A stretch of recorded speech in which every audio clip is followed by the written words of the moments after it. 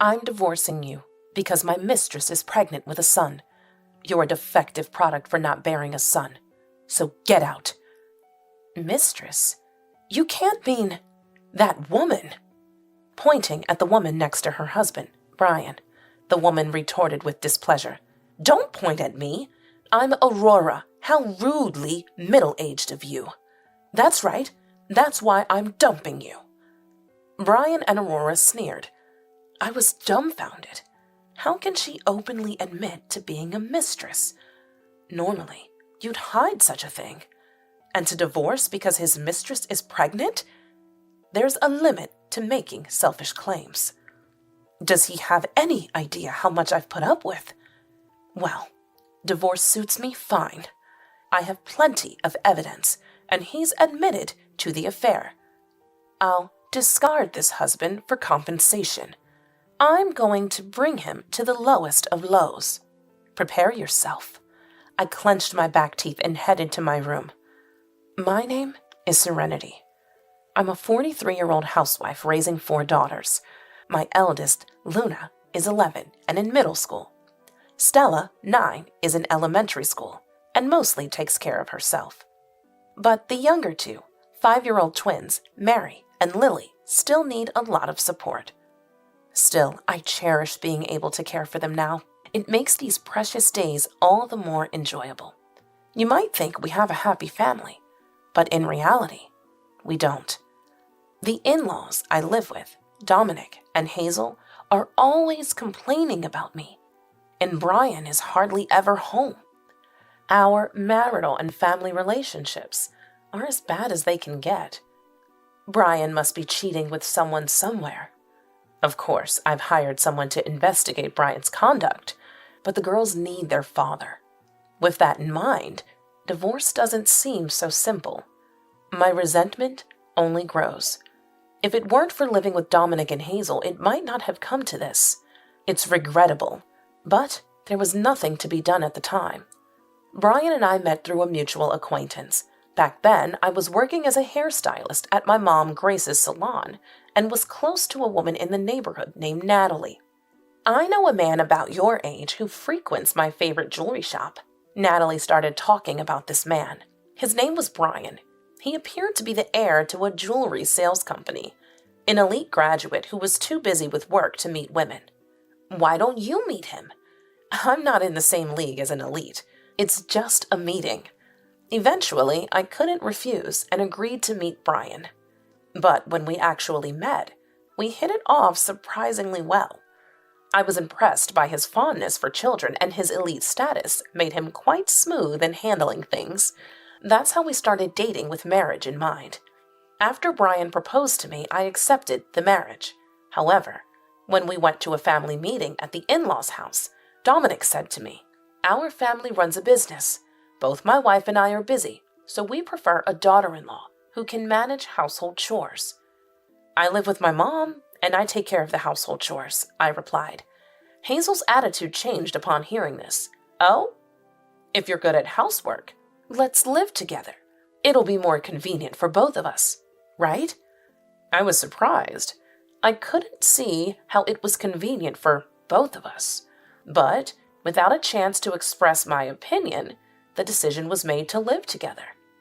I thought it was a mistake, but it was too late for regrets. Brian seemed to agree with the living arrangement. "Well, we can discuss living separately once we settle down. Brian will be on my side, so it should be fine." I compromised. This was a big mistake.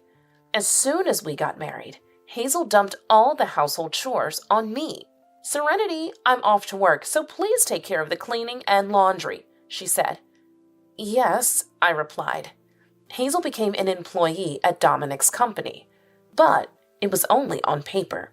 Essentially, she pushed the chores onto me and went out to enjoy herself. The atmosphere wasn't right to bring up living separately. I sighed in resignation. Still, I could endure being burdened with housework since Brian's income was good and I had become a housewife after marriage. Despite my complaints, I earnestly tackled the chores.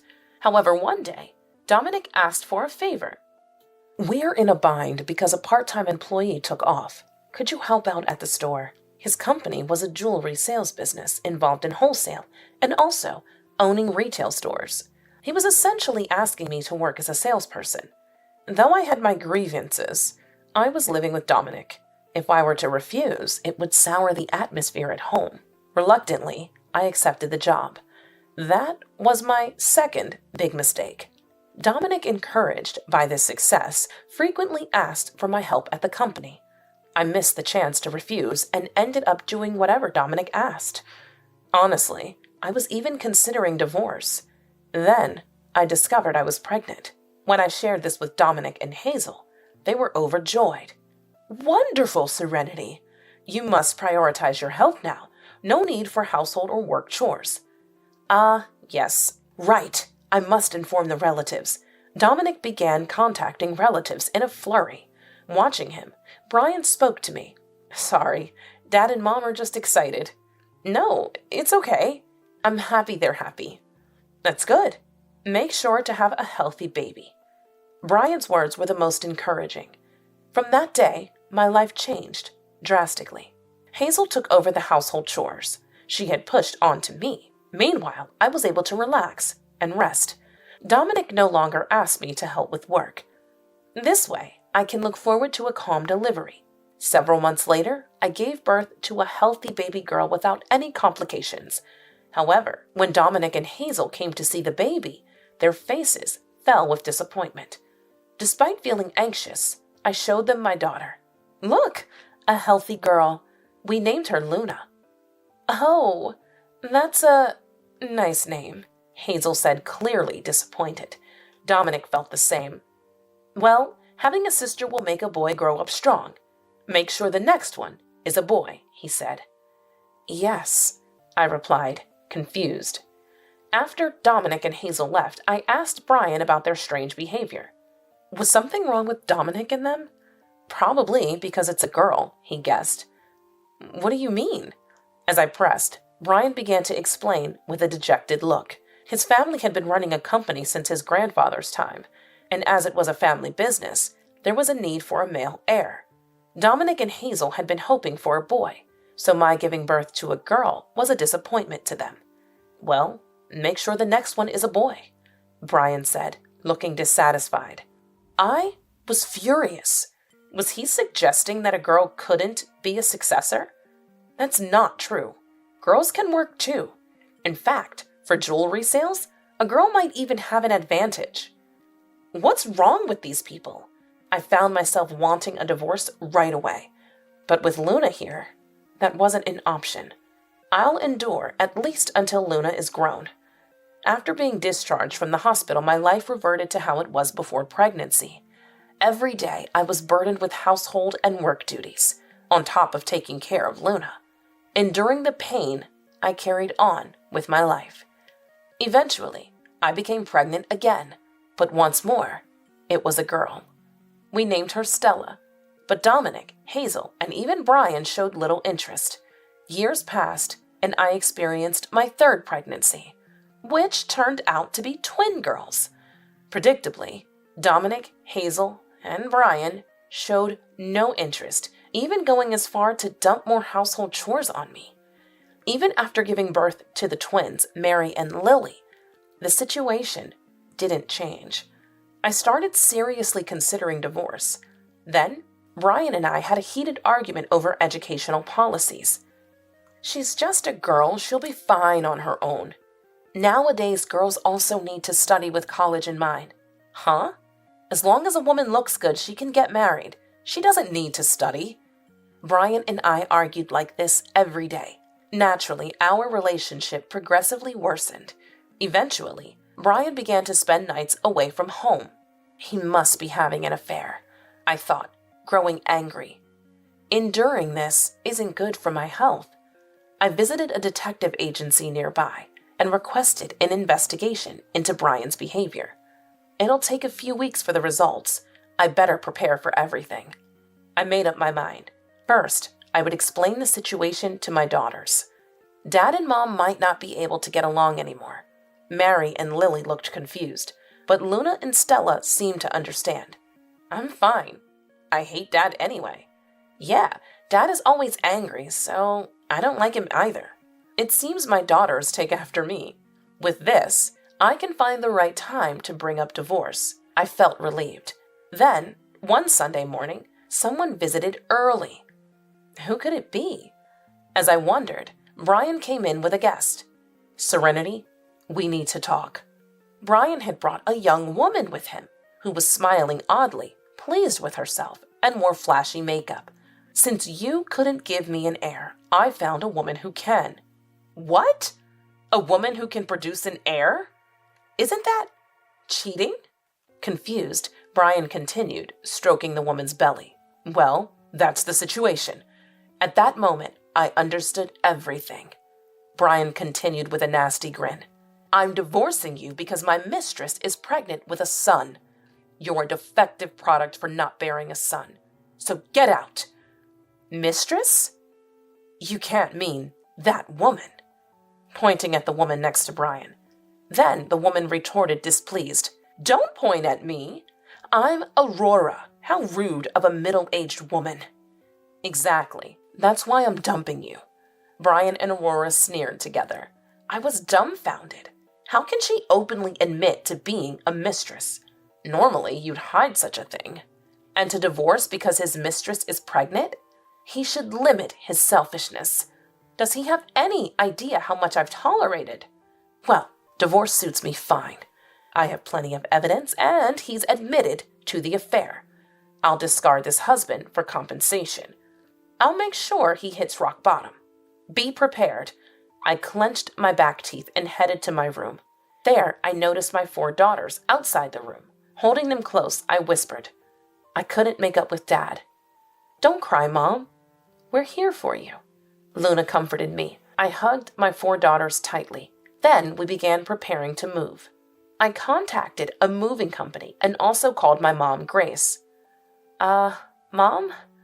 About what happened recently. It didn't work out, did it? Mom gently asked. I had informed her when I requested the investigation. It seems Brian is cheating, so I might get a divorce. Yeah, that's right. Then you've got a tough road ahead.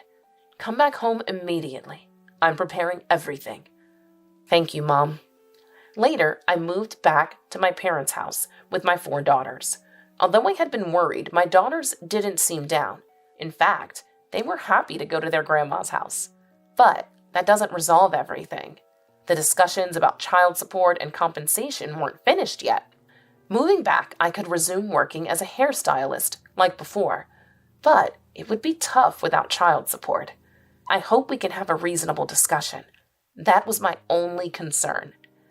After moving, I started discussions with Brian about compensation in the divorce proceedings. But, as expected, we were at an impasse. You're divorcing me because you cheated. It's because you couldn't bear a son. I haven't done anything wrong, Brian boldly claimed. Does he not think cheating is wrong? I was appalled by his childish attitude. Eventually, months passed without any resolution. By then, Brian had stopped answering my calls. I guess I have no choice but to go to his office. I was contemplating this when suddenly my mobile phone rang. It was Brian on the other end. Serenity, can you talk right now? After all this time avoiding me, now you want to talk? How self-centered. I retorted with displeasure. Brian went silent, so I hurried to continue before he could hang up.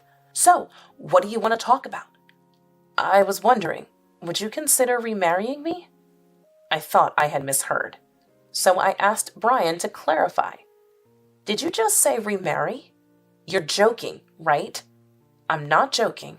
Things are just the worst right now. Brian sounded quite down. Despite the hassle, I asked why. Brian then shared his story. A few days before the call, he received a message at work from his parents that Aurora was about to give birth. Thinking the long-awaited son was arriving, Brian rushed to the hospital. By the time he arrived, Aurora had already given birth, but Brian found his parents standing dumbfounded outside the delivery room. Did something happen to Aurora? Brian asked the doctor. The doctor said the birth was successful. Curious, Brian went to see the baby. At the newborn room, a nurse pointed out Brian's child, but the moment he saw the baby, Brian turned pale. The baby clearly wasn't mine. But if it was just born, I began suggesting perhaps it was too soon to tell, but Brian interrupted loudly.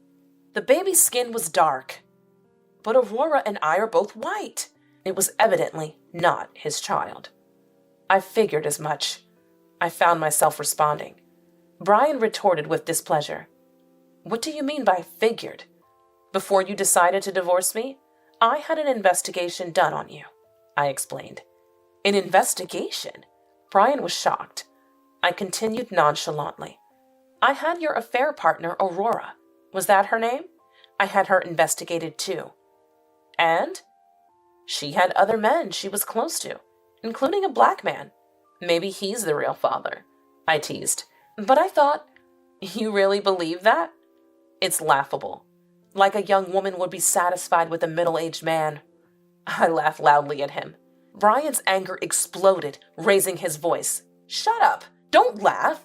Ignoring Brian's words, I laughed heartily before bringing up the subject of child support and compensation. About the child support and compensation. Shut up! I said we should remarry. And I said no, I yelled back, and Brian shouted even louder. If you don't want to remarry, then you raise the kids. That's the condition for paying compensation and child support. What an outrageous thing to say. I was so appalled I was left speechless, and he hung up on me. After that, the phone went unanswered. If he won't take my calls, we can't talk. I don't want to see him, but I guess I have to go to his company, I muttered as I shoved my mobile phone into my pocket. Then I went down to the beauty salon below. Natalie, a client, was waiting there, and Mom was attending to another client. I greeted Natalie with a friendly smile. Sorry to keep you waiting. It's okay, but I'm sorry for the trouble with that matter. Natalie was considerate enough to not mention Brian's name. No, it's fine. We're just arguing about the compensation. Are you really okay? Natalie looked at me with concern. I faked a smile. He doesn't think he's done anything wrong, so he doesn't plan to apologize. That's tough. It would ignite a firestorm if it got out on the internet, but I don't plan to blow things up that much. I laughed as I responded. I noticed Mom's client eavesdropping. It's better than bad rumors spreading. I pretended not to notice and started my work. Eventually, Mom's client left while I was cutting Natalie's hair. Then Natalie spoke up. Serenity, about the client just now. Shouldn't you have asked her not to spread the word? It seemed Natalie also noticed the eavesdropping. If bad rumors spread, maybe they'll learn their lesson, I replied with a smile. Soon, Natalie's haircut was finished. I left the rest to Mom and retreated to the back. Then I tried calling Brian again, but he didn't answer. A few days later, on a day the beauty salon was closed, I went to Brian's company. However, Brian wasn't there. I was told he was at the store. Reluctantly, I headed to the store. As soon as I entered, I heard a familiar voice. Oh, what brings you here? Looking up, I saw Hazel standing at the counter. It's been a while. How vulgar of you to barge in here. Despite her bold words, Hazel seemed somewhat emaciated, likely affected by the revelation that Aurora's child wasn't Brian's. I addressed Hazel with a disdainful smile. Can't help it. He's been avoiding me. What did you say? I just want to be compensated. How do you plan to take responsibility? My words caused a stir among the customers in the store. Hazel, sensing the situation, began to panic suddenly. Please, not here, stop this. But it's all about settling with money, right? That's better, isn't it? I said this exaggeratedly, causing quite a commotion around us. Unable to bear it, Hazel grabbed my hand and led me to the back of the store where Brian was working. Hazel addressed him. Brian, you have a visitor.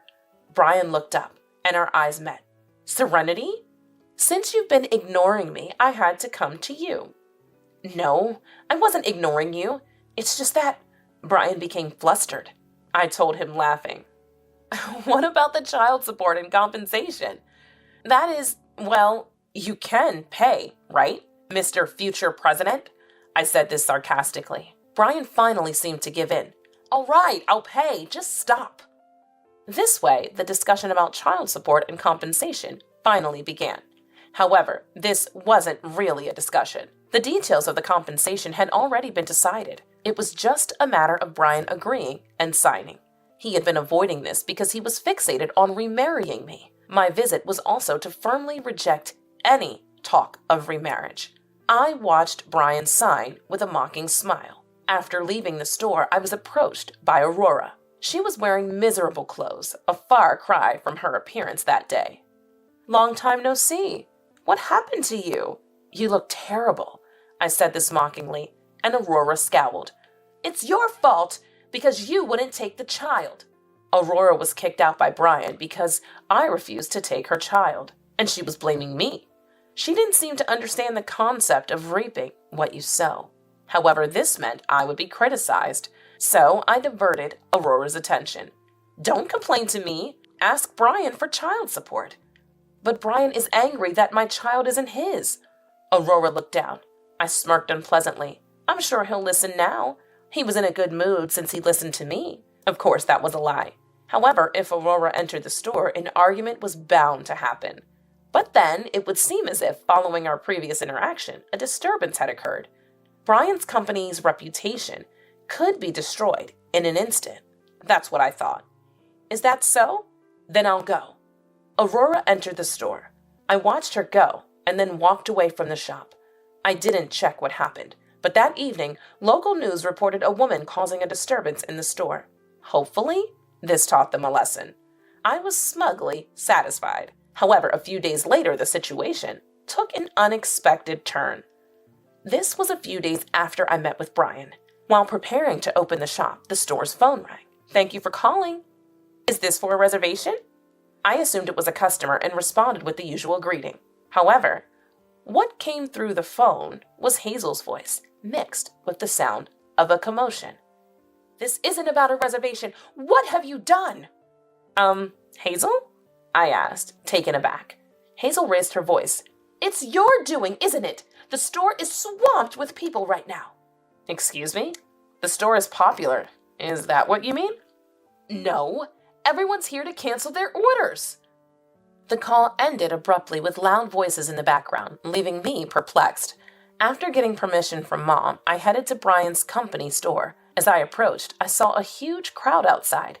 Dominic, Hazel, and Brian were trying to calm the gathered crowd. Soon, Hazel spotted me. The moment she did, Hazel raised her voice. "What are you going to do about this?"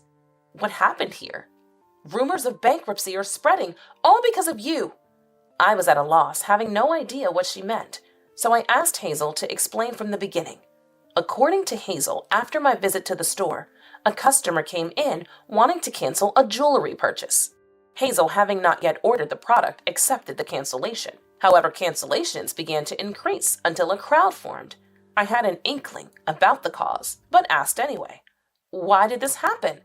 "There's a rumor on the internet saying it's dangerous." While talking, the crowd pushed me away from Brian and the others, forcing me to leave the scene. I learned the full story a few days later. The whole incident unfolded like this. It all started with the conversation in my beauty salon. That day, a client who had overheard my conversation with Natalie posted anonymously on the internet. "There's someone arguing over compensation. The son of a jewelry company's president." They must have thought it would be safe to post anonymously. Actually, that alone wasn't the problem. But a few days later, Hazel and I ended up arguing in the store. Someone who saw that posted similarly online. "There's a commotion at a certain jewelry shop. They're talking about compensation." Then the news about Aurora topped it off, making it easy to identify the company and store, leading to rumors that the store was in danger. This turned into bankruptcy rumors, causing customers to rush for cancellations, similar to a bank run during a financial crisis. Consequently, the company went bankrupt, leaving Dominic, Hazel, and Brian in debt. Now they're living on part-time jobs, leaving me worried about receiving child support and compensation. I should have taken the child support and compensation in one go, I occasionally thought, but living quietly and happily with my 4 daughters is fulfilling enough. My daughters are more important than money, without a doubt.